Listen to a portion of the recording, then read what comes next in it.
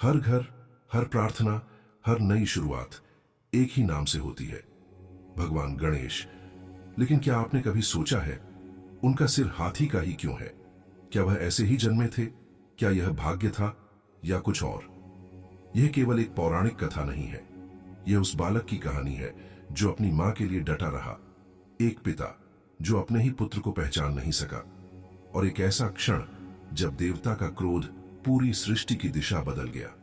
यहीं से शुरू होती है गणेश जी की कहानी, न केवल एक देवता के रूप में, बल्कि प्रेम, बलिदान और ब्रह्मांडीय संतुलन के प्रतीक के रूप में। वीडियो को अंत तक ध्यान से देखिए, क्योंकि जो आगे होगा वह आपके भगवान गणेश को देखने का नजरिया हमेशा के लिए बदल देगा। एक दिन देवी पार्वती अपने स्नान की तैयारी कर रही थी। उस समय शिवजी कैलाश पर्वत के किसी एकांत स्थान पर ध्यान मग्न थे।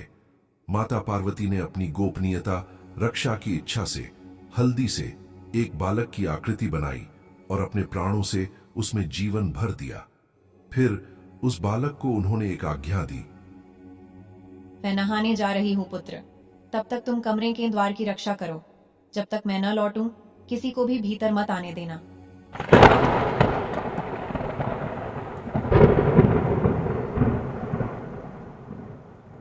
वह बालक जो पार्वती के अंश से उत्पन्न हुआ था, अब एक ब्रह्मांडीय तूफान का केंद्र बनने वाला था। इधर कैलाश पर्वत पर भगवान शिव ध्यान की समाप्ति पर एकांत से बाहर आया और अपने घर की ओर चल पड़े।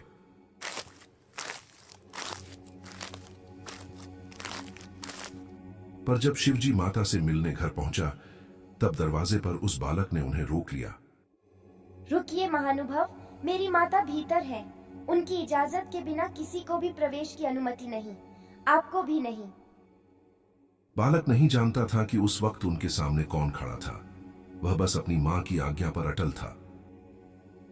शिवजी चकित और फिर क्रोधित हुए और उन्होंने बालक को चेतावनी दी। मैं उसका पति हूं, इसलिए हे बालक, मेरे मार्ग से हट जाओ, वरना कहीं मेरे हाथों से कुछ अनर्थ ना हो जाए। पर वो भी कोई साधारण बालक नहीं थे। उसने कहा, क्षमा कीजिए मान्यवर, मैं आपकी आज्ञा मानने में असमर्थ हूँ। मैं केवल अपनी माता की आज्ञा मानता हूँ और माता की अनुमति के बिना मैं आपको यहाँ से आगे नहीं जाने दे सकता।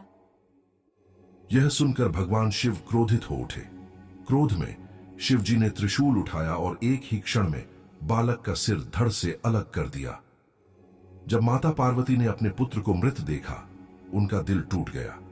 शोक से व्याकुल होकर वो रोने लगी और धीरे धीरे उनका शोक विकराल रूप लेने लगा।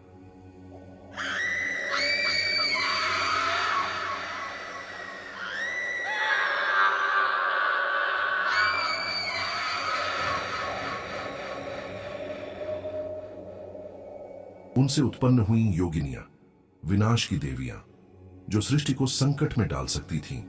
योगिनियां आकाश में गर्जन करने लगीं। सारे देवतागण भयभीत हो उठे, क्योंकि माता पार्वती की क्रोध अब पूरे ब्रह्मांड को संहारने वाला था। देवगण भयभीत थे, यहां तक कि शिवजी भी। तब स्वयं ब्रह्मा जी देवी के आगे आए और देवी से क्षमा की प्रार्थना की। हे देवी माता, कृपा करें, आपकी क्रोध की आग से सृष्टि नष्ट होने लगी है। कृपया सृष्टि की रक्षा करें। माता पार्वती, जो अब भी विकराल रूप में थीं, मान गईं, पर दो दिव्य शर्तों के साथ। मेरा पुत्र पुनर्जीवित किया जाए और वह समस्त देवों से पहले पूज्य होगा, सदैव के लिए। देवी की शर्त स्वीकार कर भगवान शिव ने मूर्ति भृंगी और नंदी सहित सभी गणों को आदेश दिया, तुम लोग सारे उत्तर दिशा की ओर प्रस्थान करो, और जो प्राणी तुम्हें सबसे पहले दिखाई दे, जिसका मुख उत्तर की ओर हो, उसका शीश श्रद्धा पूर्वक लेकर लौट आओ। वही इस बालक को नवजीवन देगा। आदेश पाकर शिवजी के सभी गण पृथ्वी पर उतरे। सबसे पहले उन्हें एक बलशाली हाथी मिला, ठीक उसी तरह जैसे शिवजी ने आदेश दिया था। वे उसका सिर लेकर कैलाश लौटे। शिवजी ने स्नेहपूर्वक उस हाथी के सिर को बालक के शरीर पर स्थापित किया।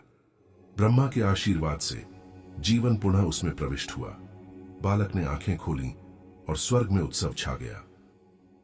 आज से तुम गजानन कहलाओगे, गणपति, समस्त गणों के अधिपति।